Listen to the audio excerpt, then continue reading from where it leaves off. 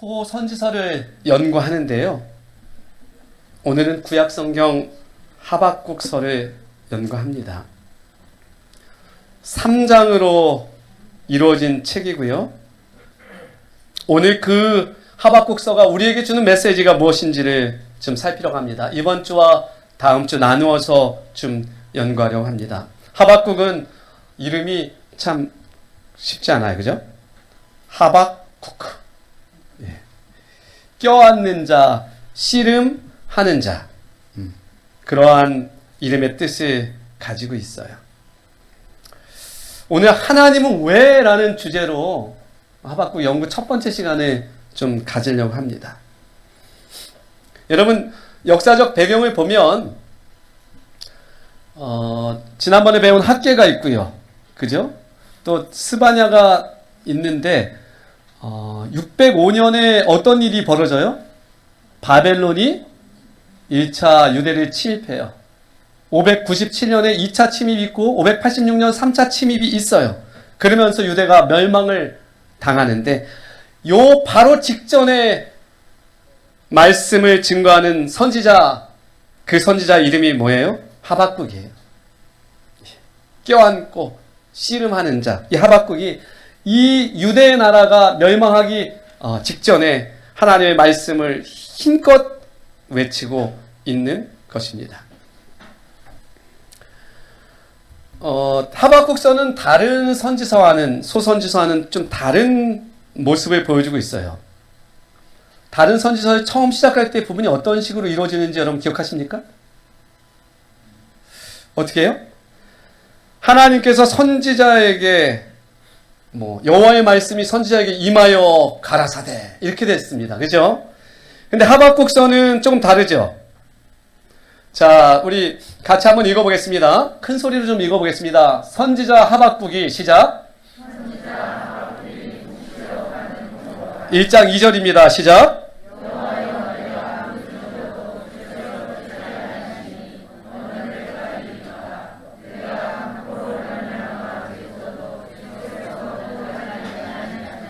예, 선지자 하박국이 묵시로 받은 경고라. 여호와여, 내가 부르짖어도 주님께서 듣지 아니하시니 어느 때까지니까. 3절도 어찌하여 내게 죄악을 보게 하시며 패역을 눈으로 보게 하시나이까. 겁탈과 강포가 내 앞에 있고 변론과 분쟁이 일어났나이다. 오늘 말씀의 제목이 뭐라고요? 하나님은 왜? 하나님은 왜입니다. 하나님은 왜? 강포라는 단어가 여러분 6번이나 이 유대 나라의 이야기예요. 얼마나 잔인하고 이 상황들이, 지도자들이 백성들을 괴롭히고 백성들 간에도 막 상황들이 좋지 않은 그런 유대 나라를 이야기해주고 있어요. 근데 하박국이 보니까 주변 나라에서는 거대한 바벨론과 또 다른 나라가 호시탐탐 유대 나라를 노리고 있어요. 그것이 이 하박국이 이 글을 쓸 때의 배경입니다. 안의 상황을 더 보겠습니다. 하박국 1장 4절입니다. 이러므로 율법이, 우리 청년들이 한번 읽어볼까요? 이러므로 율법이, 시작.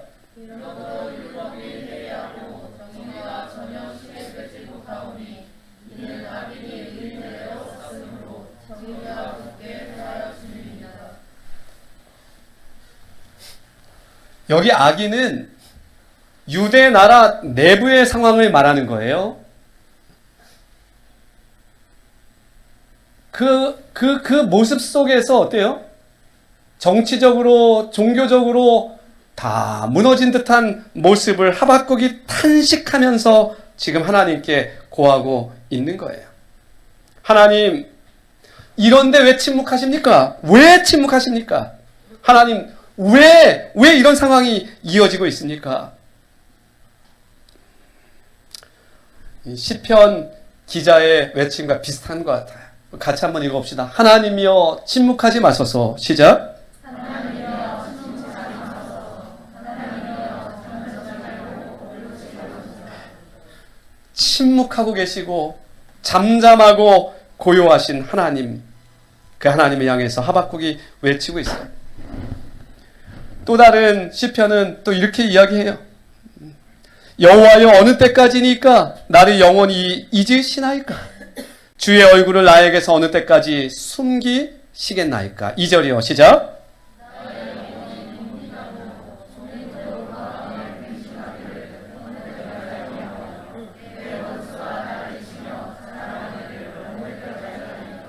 삼절 제가 읽습니다. 여호와 내 하나님이여, 나를 생각하사 응답하시고 나의 눈을 밝히소서. 두렵건대 내가 사망의 잠을 잘까 하오며. 같아요. 하나님께서 계신데 왜 이런 세상이 되었고 왜 아무것도 하지 않으시는가? 아무 일도 하지 않으시는가? 하나님은 왜? 어제랑 그제 장례 예식이 있었습니다. 우리의 사랑하는 박정렬 집사님께서 돌아가셨고 또 열심히 장례 예식을 진행을 했습니다. 제 마음에 많은 일렁임이 있었어요. 하나님은 왜? 집사님이 그토록 소원했던 건봉주 우리 아버님이 여기 앉아 계셔요.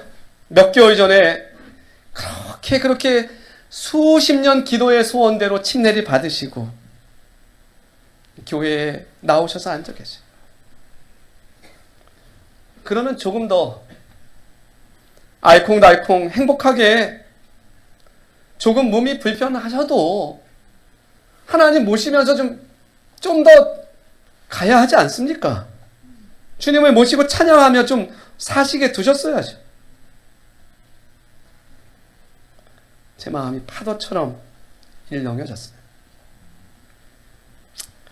장례 말씀 준비로 잠을 설치고 저희 집에 89세 아버님이 계셔서 제가 그 하은이 예은이 방에 계셔서 제가 이 안방에 집사람과 하은이 예은이가 있고 제가 거실에서 잠을, 아버님 그 방 옆에서 잠을 자고 있는데요. 한 새벽 3시 30분쯤에 아버지가 방에서 크게 외치시는 거예요. 신음소리 비슷하기도 하고 그래서 제가 그 새벽에 놀래가지고 아버지 하면서 방으로 뛰어 들어갔어요.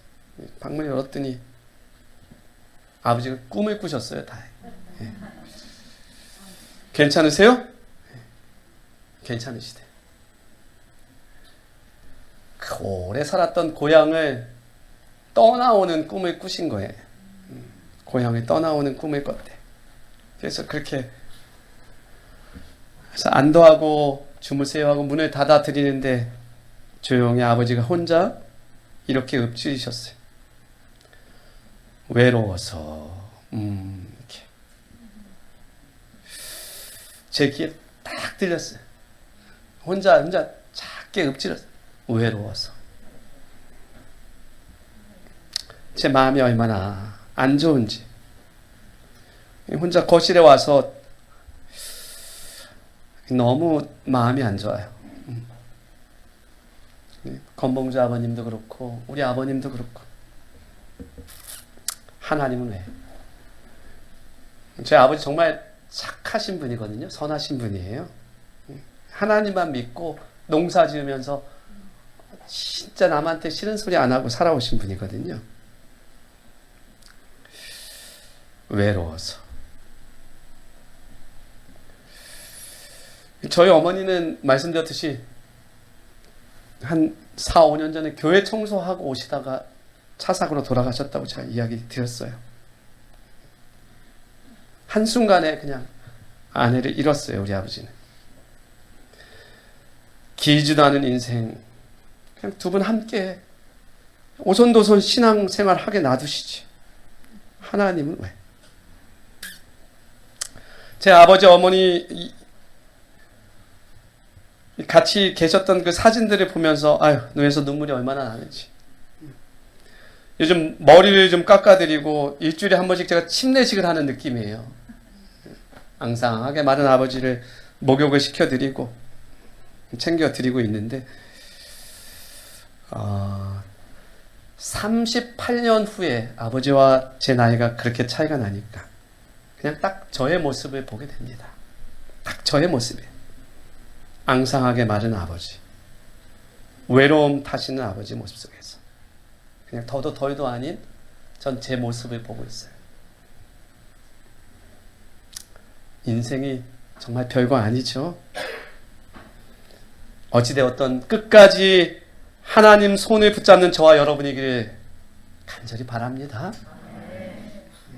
특별히 우리 권봉주 아버님 힘을 내시고 믿음을 지키고 그렇게 하늘을 향해 나아가야 우리 박정렬 집사님을 온전한 그 모습을 만날 수 있습니다.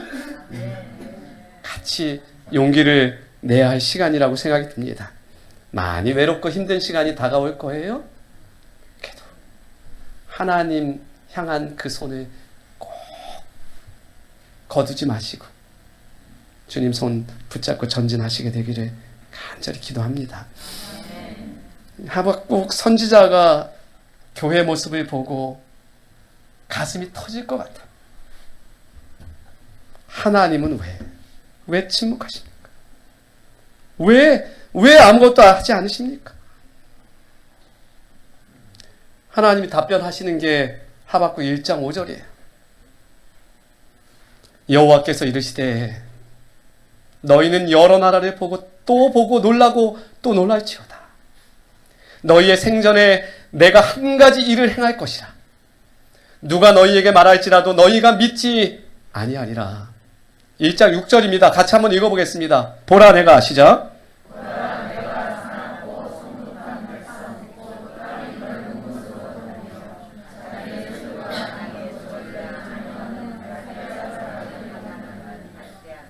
이게 하나님의 답변이라고요. 깜짝 놀랄 답변 아닙니까? 하박국이 그 자기 유대 나라가 그렇게 내부적으로 종교적으로 썩었고 문드러졌고 또 그 시련 속에 힘들어하는 모습 때문에 하나님한테 고했지만 그래서 좀 하나님 움직여 주십시오 했지만 이런 답은 아니었거든요. 여러분 여기 보세요. 깜짝 놀랄 답이에요. 10절입니다.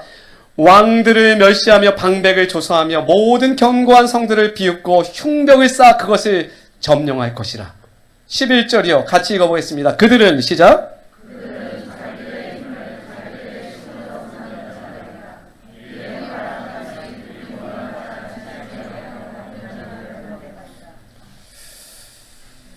이 무슨 말이에요 도대체?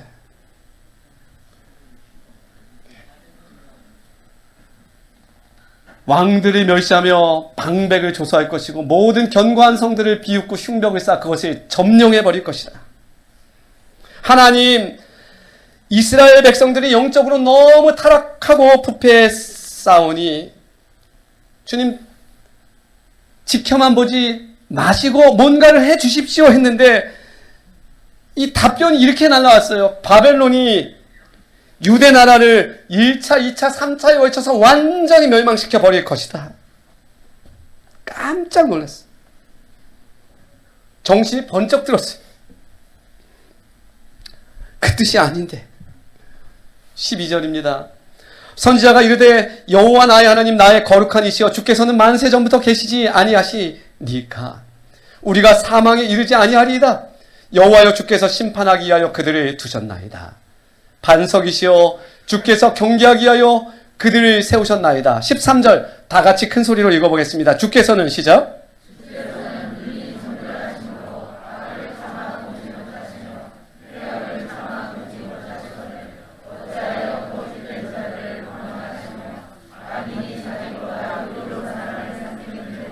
하박국의 태도가 완전 바뀌었어요, 여러분.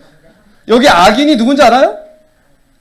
자기가 그토록 이야기했던 저 망해야 할 유대 백성들이에요. 여기 악인이 아니라 의로운 사람이.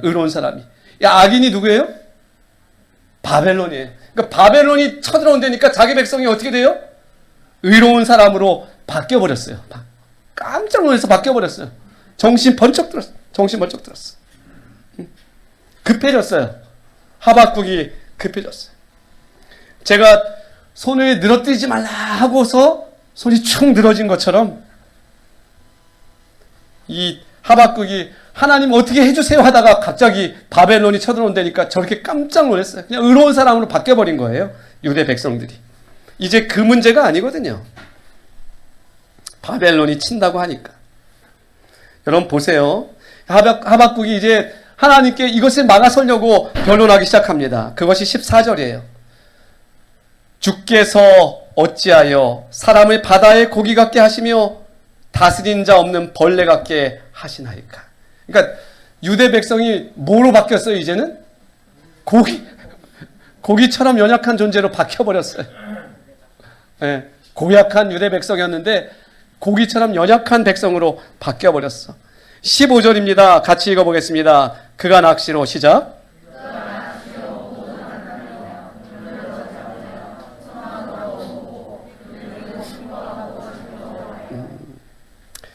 낚시를 해보셨나요? 낚시는 뭐 한 마리 많이 올라오면 두 마리 뭐 이런 식으로 올라오죠. 근데 여러분 바벨론은 유다를 어떻게 할 거라고요?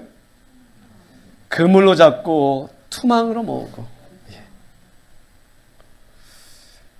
족대지도 해보셨나요, 여러분? 고기를 좀 떠보셨나요? 김미란 사모가 제일 잘하는 게 족대질입니다. 강원도 정선 아무도 못 잡아도 혼자 가면은 10마리는 우습게 잡혀요. 나중에 한번 보여드릴 거예요. 기회가 되면. 한두 마리가 아니고 그냥 족대질을 하면 제가 깜짝 놀랐어요. 저도 시골 사람인데 그냥 주전자가 가득 차요. 고기로. 근데 그렇게 잡겠다는 거예요. 그렇게 바벨론이 그렇게 잡을 것처럼 여겨진 거죠. 바벨론은 뭐 실제로 그렇게 달려들었으니까. 이 백성의 악을 정결케 해달라고 했다가 쏙 들어갔어. 바벨론이 등장하니까 더 이상 하박국이 깜짝 놀랐습니다. 여러분 선지자가 놀란 게 보이시죠? 하나님께 그래서 이렇게 이야기하는 거예요. 계속 이야기합니다. 자, 이제 계속 이야기하는 장면이에요. 그물에 제사하며 투망 앞에 분향하오니 이는 그것을 힘입어 소득이 풍부하고 먹을 것이 풍성하게 됨이니이다. 17절이요. 같이 읽어보겠습니다. 시작.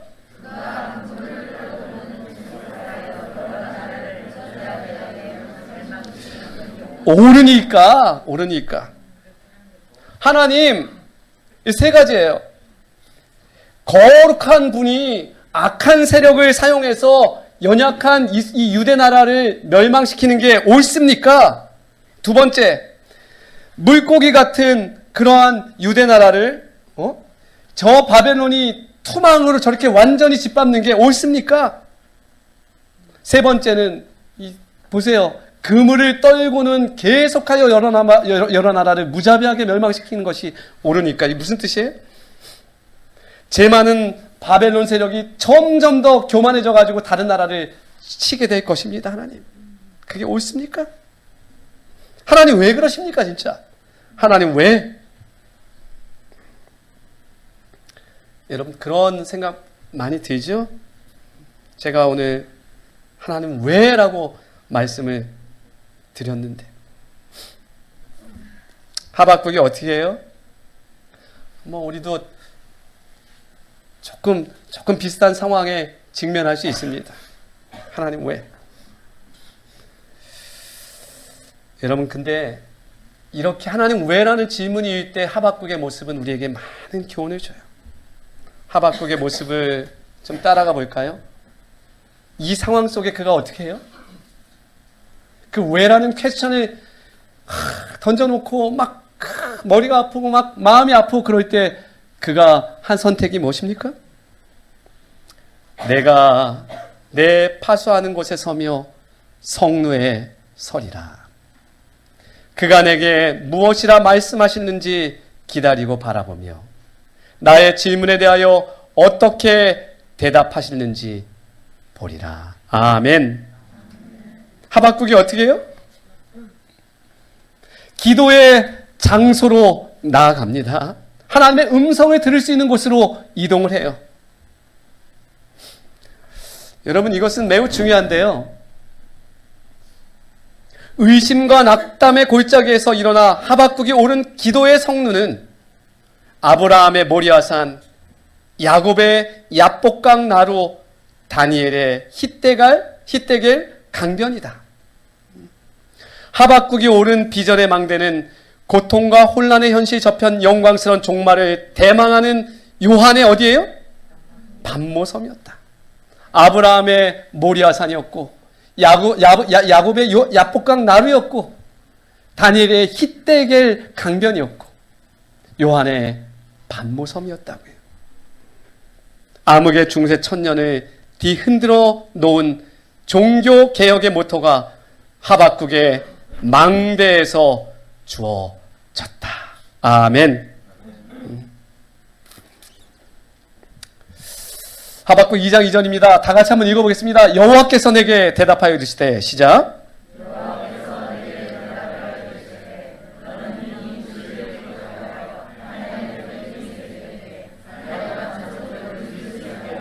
아멘.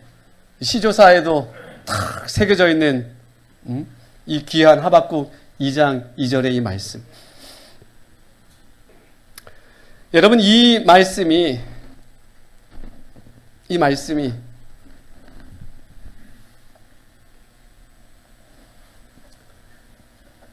매우 중요하게 되는데요. 이 하박국의 이 기록과 말씀이 매우 중요하게 되는데요. 이어진 하박국의 기록이 여기 보세요. 어떤 영향을 미치게 되는지. 하박국이 그토록 마음 아파하고 힘들어했던 그 모습 속에서 하나님께 받는 그 말씀이, 하박국이 하나님께 받은 이 대답은 신약의 가장 중요한 책들에 속하는 로마서와 갈라디아서와 히브리서의 신학에 결정적인 영향을 주었다. 이 구절의 의미는 신약에서 확대되고 더 명백히 설명되었다. 그 말씀이 뭐냐면 이제 조금 이따 찾게 될 말씀인데요.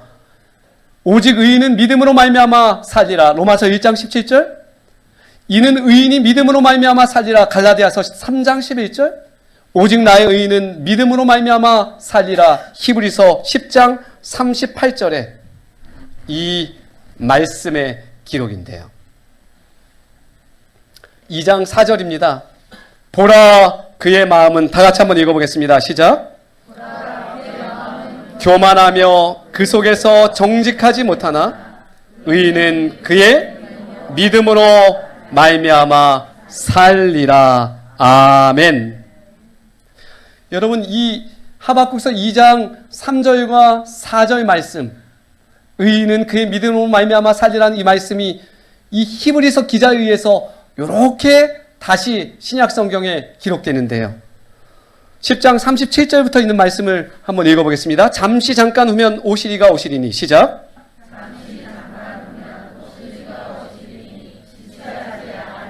10장 38절. 아멘. 내용을 이렇게 유심히 살펴보면 하박국은 정한 때가 있나니라고 했지만 히브리서의 기자는 뭐라고 이야기했어요? 오시리가 오신다라고 이야기했어요. 정한 때가 있는데 히브리서 기자는 뭐라고 이야기했다고요? 오시리가 오신다. 예수님께서 오시는 그때를 이야기하고 있어요. 그러면서 의인은 어떻게 돼요? 믿음으로 말미암아 살리라. 아멘. 하나님은 왜? 라고 우리는 하나님께 따져 물을 수 있어요. 근데 하나님의 정한 때가 있고 주님께서는 틀림없이 다시 오실 것입니다. 의인은 믿음으로 말미암아 살게 될 것입니다. 여러분, 우리가 그렇게 하나님께 던졌던 그 질문에 대한 대답이 여기에 1차적으로 이렇게 포함되어 있어요. 보겠습니다. 의인은 그 믿음으로 말미암아 살리라. 그 깊은 시련의 시대에 하박국 등 모든 거룩하고 정직한 사람들을 굳게 했던 무엇은? 믿음은 오늘날 하나님의 백성을 유지시키는 동일한 믿음이다. 아멘. 가장 어두운 시간과 가장 험악한 환경 아래에서도 그리스도인 신자는 그 영혼을 모든 빛과 능력의 근원에 머물게 할 수 있다, 없다? 있다. 날마다 하나님께 대한 신앙을 통하여 그의 소망과 용기는 새롭게 될 수 있다. 아멘. 하박국의 질문처럼 우리도 하나님께 질문합니다. 하나님은 왜? 오늘 두 가지 답을 얻습니다. 여러분, 하박국처럼 하나님의 음성을 들을 수 있는 기도의 처소를 마련하고 그 자리에 서십시오. 여러분, 그리고 믿음으로 하나님께서 약속하신 그 약속을 바라보십시오. 정한 때가 있고 지체하지 않고 하나님께서는 응답하실 것입니다. 그리고 결정적으로 우리 예수님은 약속대로 다시 오시게 될 것입니다. 믿음으로 그 모든 질문과 그 모든 고난과 그 모든 시련을 넘어설 수 있는 저와 여러분이 되기를 간절히 바라면서 말씀을 마치겠습니다.